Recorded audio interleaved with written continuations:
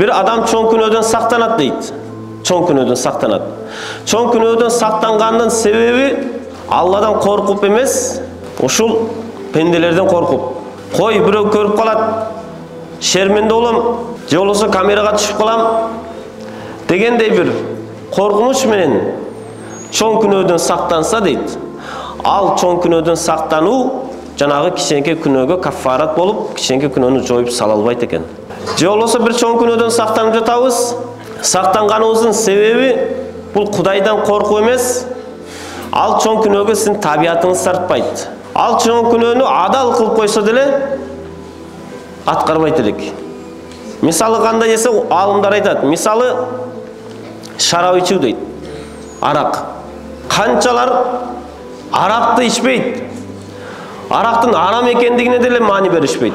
Арак ичүү бул çoң күнөө экендигине да маани беришпейт. Бирок ага табияты тартпайт. Бурукурап чыгып аткан жытына жийиркенип, аракты таштап салат, ичпейт. Аракты таштап салат, бирок арак ичкен адам эмне кылат эле? Арак ичкен адам ар кандай туура эмес мамилелер жасап, туура эмес сөздөр сүйлөйт.